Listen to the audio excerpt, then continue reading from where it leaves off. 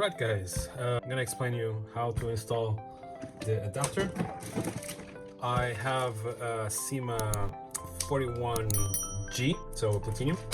As you can see, there's a couple of different things going on. But nevertheless, it's already one installed inside one of these. Okay, there's this option as well with the tracer unit. Okay, so this video is all about explaining you how to correctly install and have it in the right spot, because sometimes that doesn't happen. I'm gonna leave the red dot just to make stuff easier. Okay, so first step, take the stock, no matter which stock it is. This is not the original, and this had to be retrofitted to work in this body. I can explain that in another video. Okay, second step, let's take this out.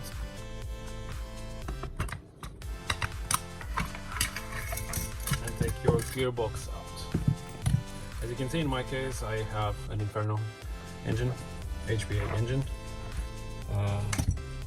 We put this aside. Take the suppressor. Don't worry with the yellow, that's totally normal here in Portugal. For now, trying to change that law.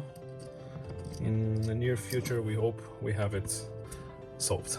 So first step was the stock, second step was the gearbox area, third step, just the gearbox.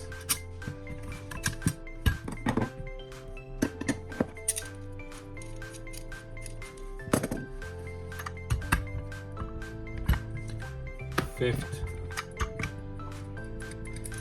the tip of the barrel, and the reason you will see me to take this one as well. All right, with this out of the way, you will be able to take the outer barrel. I know in the blue edition you don't have this part. If you take the handguard, whatever you have it right away there. The adapters and everything. In this case, in the platinum, you're still gonna need to press and make sure that it comes out. The original block is made of aluminium, and as you can see, it will come out. Okay, oops, and I just lost one little thing. It jumped. I found it. So imagine I just took this out. This little spring normally goes on the side and it comes out right here. I know that in the blue edition you don't have this, just on the platinum. Okay, as per my research, when I design all of this body is pretty much the same between the blue and the platinum. I'm gonna have a blue edition MP5 really soon for a client to work with, and I'm gonna confirm all of that. But as of now, for the blueprints that I checked to do the design of this adapter, everything sets up well. So this would be what you have, which sucks. So this is the new system with the adapter, and that would be it. Okay, now the installation with spring, in my case, for the blue edition and other editions of the CYMA, you might not need this. Well, actually you don't need it here as well, but if you have it, why not? And as you can see, it locked it in. Now you collect the barrel and install it. Don't over tight it. I do recommend one small thing though. Forgot the magazine, just a second. I do recommend you use a magazine during the installation. Why?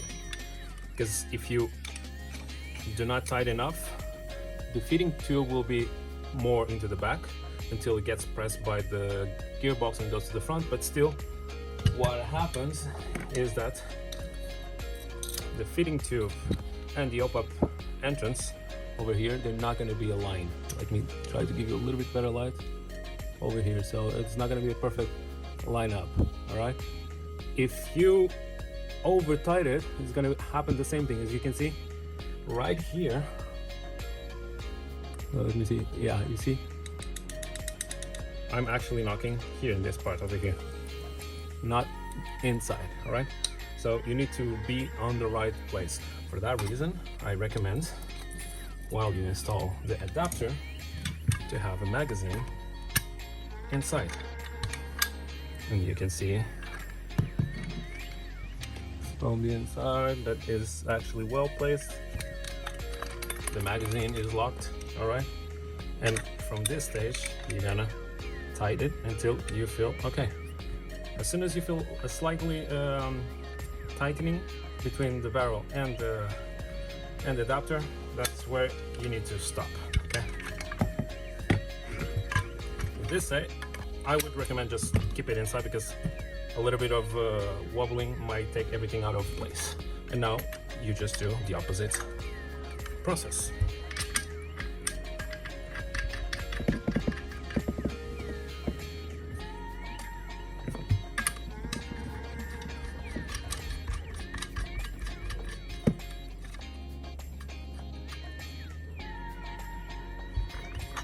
Now there's always going to be a balance between how tight this part is compared with the barrel. There's always going to be some clearance, but this is how you should do it. So now I'm just looking for the right dent, see if everything is fine.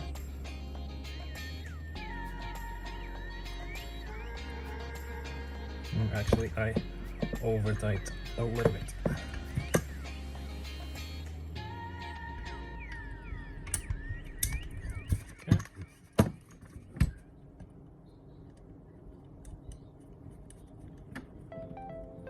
I just do a hand tightening in this part. There's no need for more.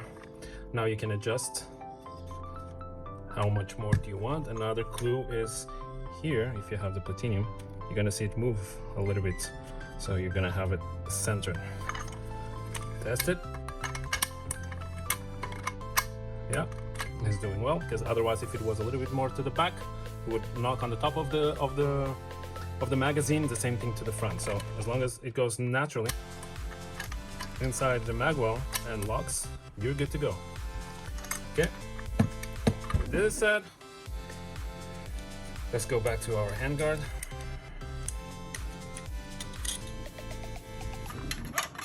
And place it. Just a second. And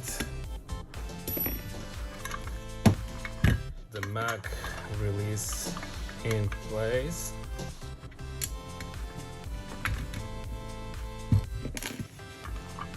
Spring to keep compression between the barrel, the Hopup unit, and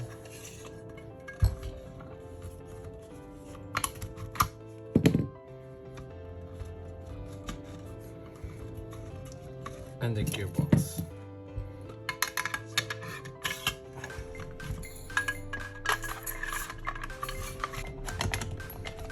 A little bit of wobbling here and there. And now the last step.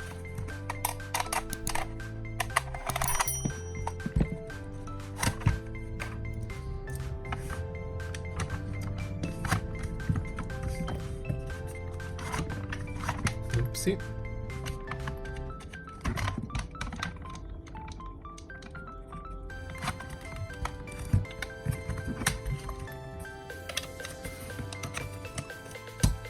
And well guys, that is it.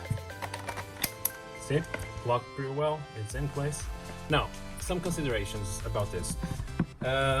Some people mentioned in the comments that I put in the group on Facebook and on Instagram, is that how difficult it might be to access the Hopup. Yes, as you can see, it's a little bit difficult. There And this is one of the reasons I want to do this video, to explain possibilities you can do. Okay, one, you can adjust like this.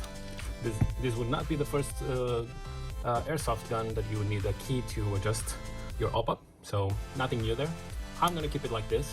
Okay, I'm not gonna need to change that much, not only because the Hopup is really good and will keep the setting that I choose, but also, although I tested this with long range shots to check the accuracy, and I did some games with this gun also in the woods, so long distance.